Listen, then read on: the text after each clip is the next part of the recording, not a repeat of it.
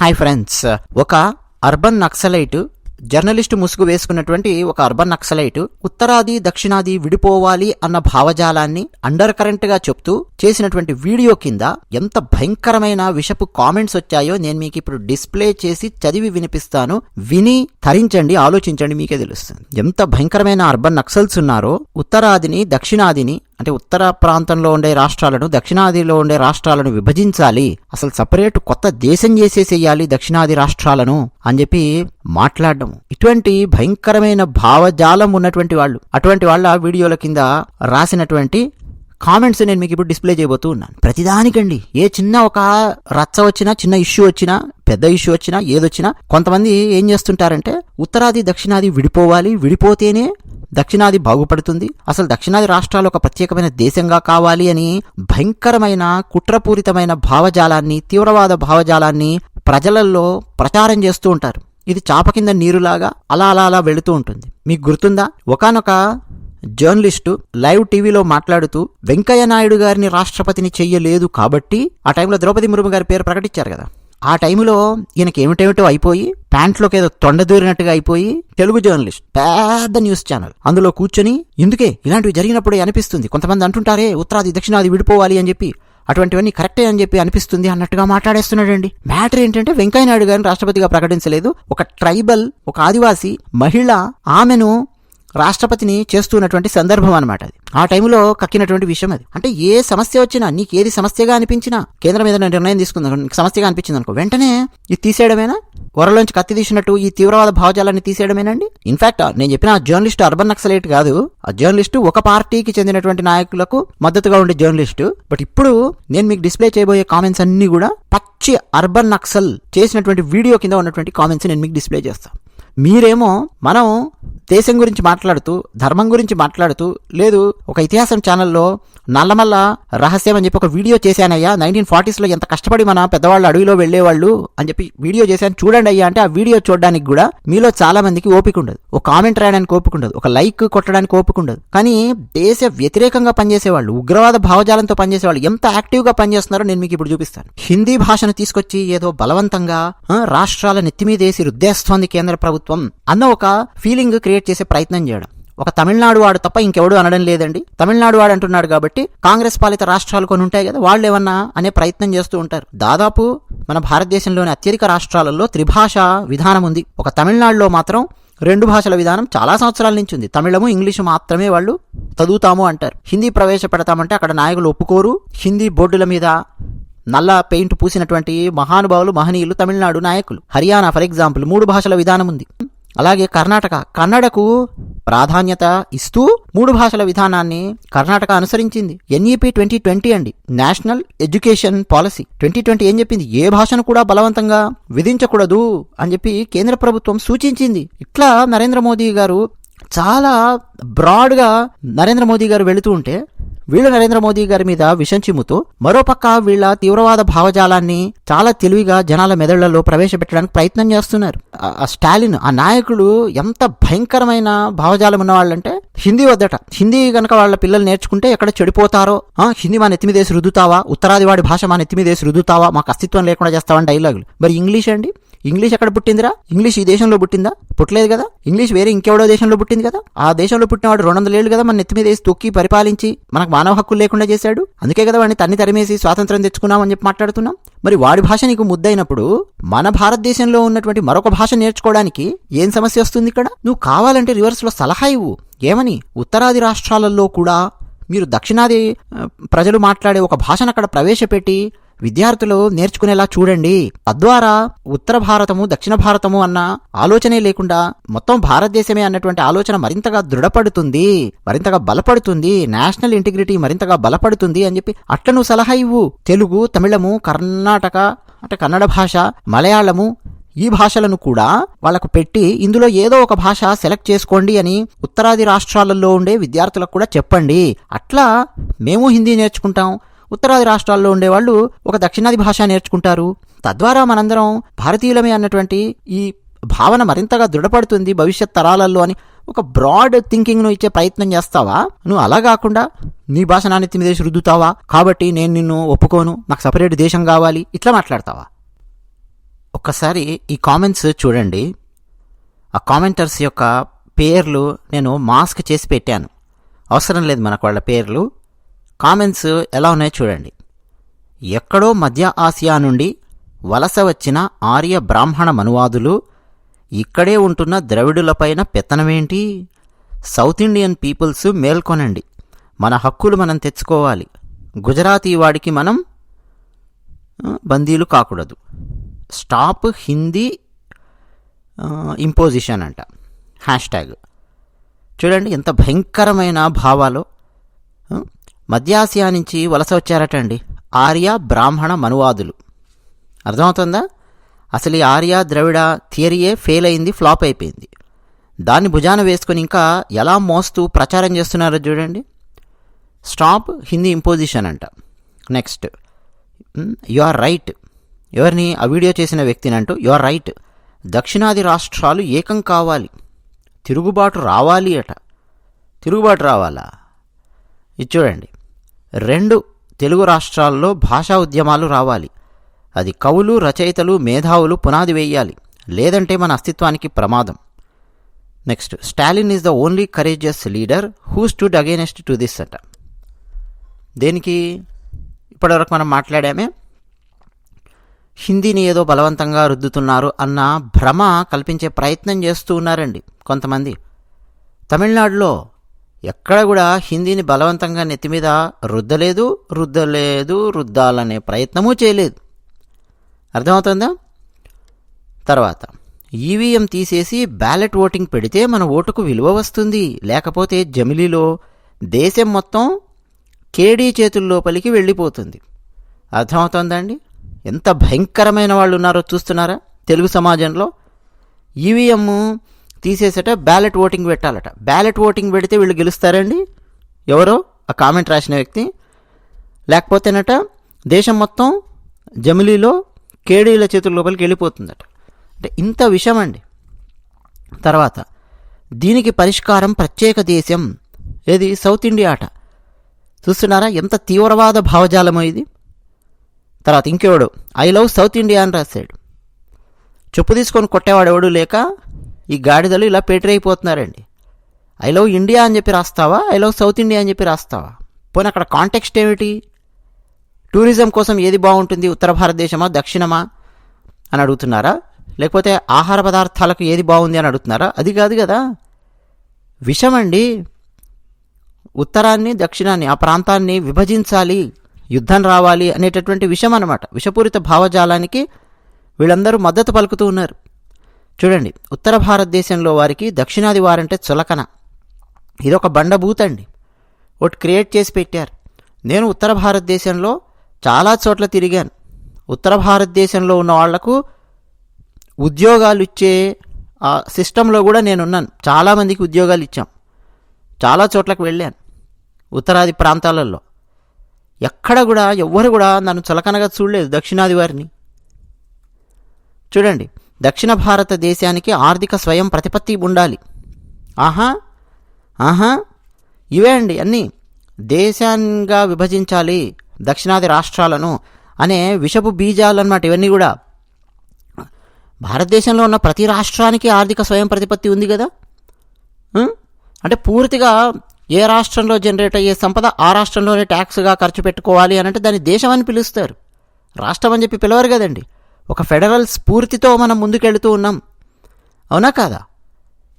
అలా కాకుండా యూరోప్లో ఉన్నట్టు ఓ 30-40 దేశాలుగా ముక్కలు అయిపోవాలి భారతదేశం కాదు కదా, అది తప్పు కదా. తర్వాత, ఓటుకు విలువెక్కడా? ఈవీఎం తినేస్తుంది కదా అట. ఈ అడ్డగాడిదలు కొంతమంది తయారయ్యారు. వీళ్ళకి కావాల్సిన రాజకీయ నాయకుడు గెలిచినప్పుడేమో ఈవీఎంలు బాగా పనిచేస్తాయి, వీళ్ళకి కావాల్సిన రాజకీయ నాయకుడు ఎవరో ఓడిపోయినప్పుడేమో ఈవీఎంలు బాగా పనిచేయవు, అప్పుడు బ్యాలెట్ కావాలి. ఇలా కొంతమంది తయారయ్యారండి. నువ్వు నిందించాల్సింది ఈవీఎంను, బ్యాలెట్ను, దీన్ని కాదు.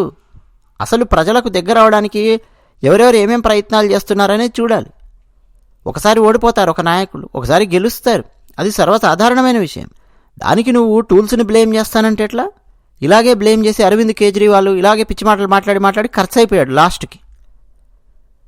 ఇంకా చూడండి, ఉత్తరాది రాష్ట్రాల నుండి వ్యాపార నిమిత్తం వచ్చేవారిని రానివ్వకుండా వచ్చిన వారిని పంపేయాలి, అలా చేస్తే చాలు అట. ఎంత విషపు బీజాలు చూస్తున్నారా? అంటే ఉత్తరాది నుంచి వ్యాపారం చేసుకోవడానికి వచ్చే వాళ్ళను ఎలా ఆపుతావు నాయనా? మన రాష్ట్రాలలో, తెలుగు రాష్ట్రంలో కావచ్చు, తమిళనాడులో కావచ్చు, కేరళలో కావచ్చు, కర్ణాటకలో కావచ్చు, ఉత్తరాది రాష్ట్రాలకు చెందినటువంటి వాళ్ళు ఎంతమంది పెట్టుబడులు పెట్టుంటారు, ఎంతమంది ఉద్యోగాలు ఇచ్చింటారు. సేమ్ అదేవిధంగా మన దక్షిణాది రాష్ట్రాలకు చెందినటువంటి వాళ్ళు ఎంతోమంది వ్యాపారవేత్తలు, ఇండస్ట్రియలిస్టు ఉత్తరాది రాష్ట్రాలకు వెళ్ళి అక్కడ వ్యాపారం చేస్తూ ఉన్నటువంటి వాళ్ళు ఉన్నారు. అవునా కాదా? ఆ స్ఫూర్తియే అర్థం కానటువంటి స్థితి లోపలికి వెళ్ళిపోతున్నారు. ఇది చూడండి, దక్షిణ భారతంలో ఉత్తరాది వారి ఆధిపత్యం మీద ఖచ్చితంగా ఉద్యమం ఉవ్వెత్తున చేయాలి అట. ఇది ఒక డిస్క్రిమినేషన్ అండి.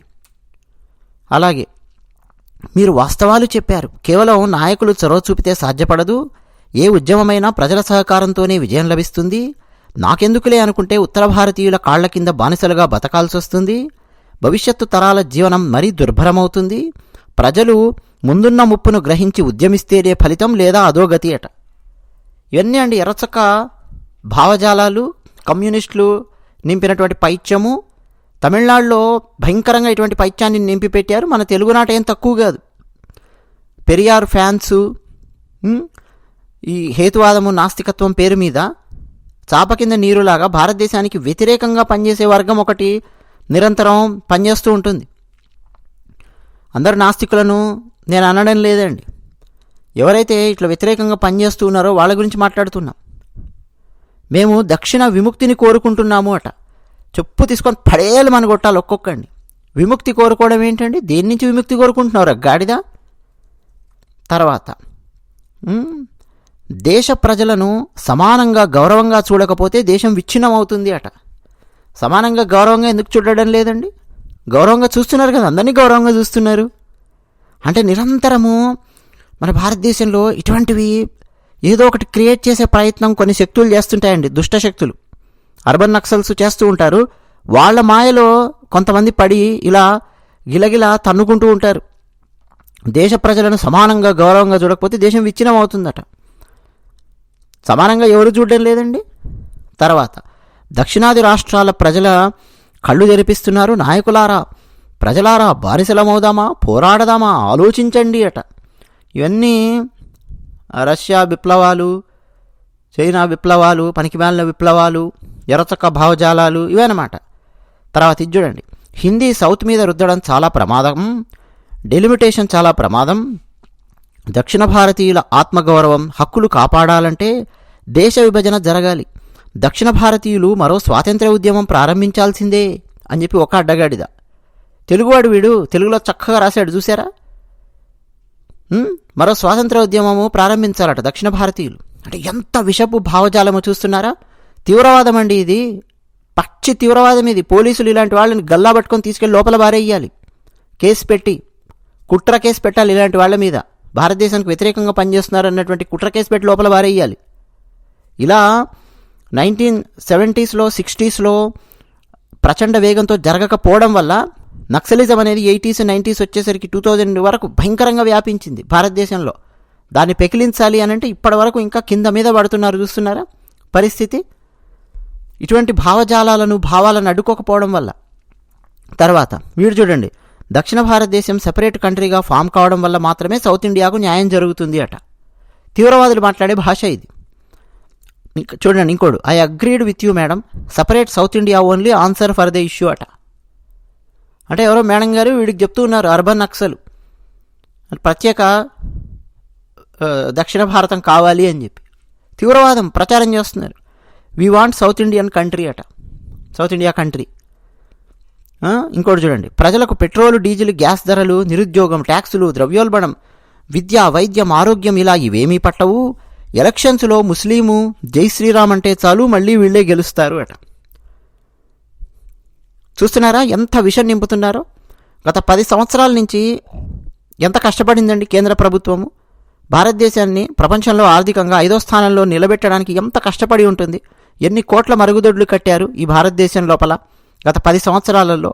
ఉత్తరము దక్షిణము అన్న ఏమన్నా సౌతీ ప్రేమ ఏమన్నా చూపించారా? లేదు కదా. అసలు ఆఖరకు నరేంద్ర మోదీ గారు తన ఆహార్యంలో, ఈవెన్ తమిళనాడుకు వస్తే ఆ ఆహార్యంలో ఉంటారు. నేను తమిళ్ కూడా నేర్చుకునే ప్రయత్నం చేస్తున్నాను అని చెప్పారు ఇంటర్వ్యూ లోపల. తమిళనాడులో ఉన్న దేవాలయాలకు వెళతారు. ఎన్నోసార్లు విదేశాలలో మోదీ గారు వెళ్ళినప్పుడు తమిళనాడుకు చెందినటువంటి కవుల కవితల్లోని కోట్స్ చెప్తూ ఉంటారు. అలాగే చూడండి, ఎవడో సేవ్ సౌత్ ఇండియా అట. ఏమైందండి ఇప్పుడు సౌత్ ఇండియాకు? తర్వాత south India separate country demand should be emerged అట. చూస్తున్నారా? అలాగే జై సౌత్ ఇండియా అని చెప్పి ఒక లవ్ పెట్టాడు. సిగ్గుండాలండి. ఎవడైనా జై ఇండియా అని పెడతాడా, జై సౌత్ ఇండియా అని పెడతాడండి? స్టాండ్ ఫర్ సౌత్ ఇండియా అట.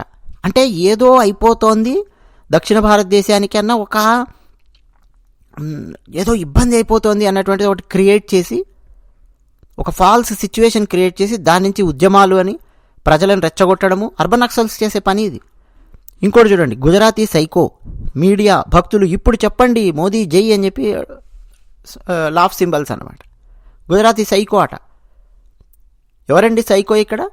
భారతదేశాన్ని విడగొట్టాలి అని చెప్పి ప్రయత్నం చేస్తున్న ఈ అడ్డగాడిదలు, ఈ కామెంట్స్ రాసినటువంటి వాళ్ళు, వీళ్ళు సైకోలా లేకపోతే భారత ప్రధానమంత్రి ఆయన ప్రపంచ దేశాలలో ఎన్నెన్నో దేశాల దగ్గర నుంచి ఆయన కీర్తి కిరీటాలు పొందారు.